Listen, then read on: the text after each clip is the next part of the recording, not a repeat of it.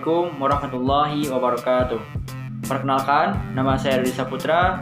Saya dari Universitas Islam Al-Ihya Kuningan, Prodi Pendidikan Agama Islam semester 5. Video ini saya buat untuk memenuhi ujian akhir semester pada mata kuliah Psikologi Pendidikan dengan dosen pengampu Ibu Nurrahmatillah SPSI MPD. Adapun materi yang saya akan bahas pada poin pertama yaitu tentang pengertian psikologi pendidikan, manfaat mempelajari psikologi pendidikan, ruang lingkup psikologi pendidikan, dan metode yang biasa digunakan dalam psikologi pendidikan. Apa itu pengertian psikologi pendidikan? Psikologi pendidikan ialah suatu ilmu pengetahuan yang mempelajari proses pembelajaran, sistem pembelajaran, dan karakteristik pada siswa. Adapun manfaat mempelajari ilmu psikologi pendidikan ialah yang pertama yaitu memahami perbedaan siswa, yang kedua dapat menciptakan iklim belajar yang kondusif di kelas, yang ketiga yaitu kita dapat membimbing siswa di dalam kelas maupun di luar kelas. Adapun ruang lingkup psikologi pendidikan yaitu terdapat pada siswa, orang tua, guru, dan manajemen pendidikan di sekolah. Metode yang biasa digunakan dalam psikologi pendidikan ialah secara observasi, yaitu secara mencari tahu di lapangan. Atau ada cara lain yaitu dengan menggunakan cara membuat kuesioner atau pertanyaan-pertanyaan untuk diberikan kepada yang akan kita teliti, yaitu misalkan kepada siswa, dan siswa akan menjawab pertanyaan tersebut.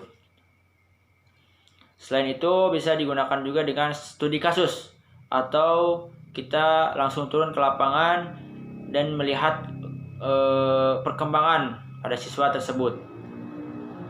Itulah pada poin pertama. Lanjut kita pada poin kedua yaitu proses mental.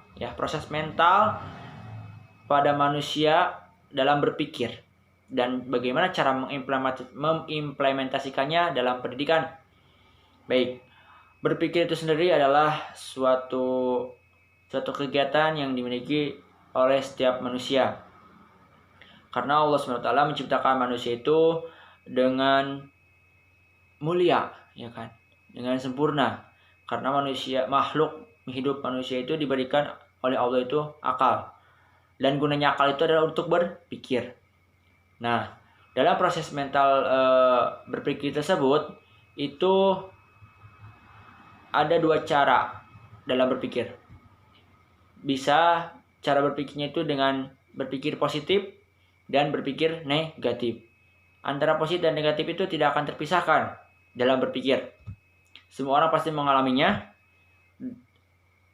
Dan cara mengimplementasikan pada pendidikan yaitu dengan cara kita berpikir positif. Karena dengan cara kita berpikir negatif dalam pendidikan itu tidak akan baik.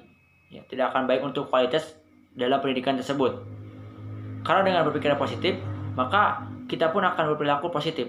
Sebaliknya, ketika kita berpikiran negatif, maka kita pun akan berperilaku negatif atau berperilaku buruk. Seperti itu.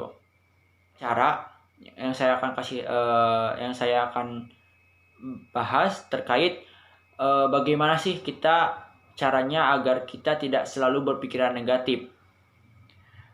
Kalau menurut saya, caranya yaitu dengan ketika kita berpikiran negatif, kita harus buru-buru atau langsung merubahnya langsung ke berpikiran positif. Seperti itu.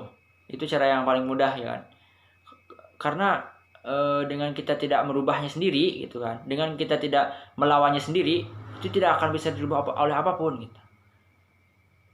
Oleh orang lain pun belum tentu Kecuali dengan oleh seseorang, misalkan kita sendiri sebagai yang ahli dalam psikologi Nah, itu manfaatnya tadi salah satu itu bisa membimbing siswa. Seperti itu. Dan yang terakhir, poin terakhir yaitu pandangan dari saya terhadap metode pembelajaran yang baik dilakukan untuk psikologi pendidikan demi tercapainya pendidikan di masa pandemi sekarang ini. Melihat kondisi dan situasi pada masa sekarang ini, mungkin yang tepat kita lakukan dalam proses pembelajaran pada psikologi pendidikan yaitu dengan cara secara online. Karena dalam pembelajaran itu ada dua cara, yaitu bisa dengan offline dan bisa dengan online. Nah, dengan cara online pun kita bisa mengkreativitaskannya dengan cara membuat video, audio, video, visual, misalkan audio, visual ataupun video visual gitu kan.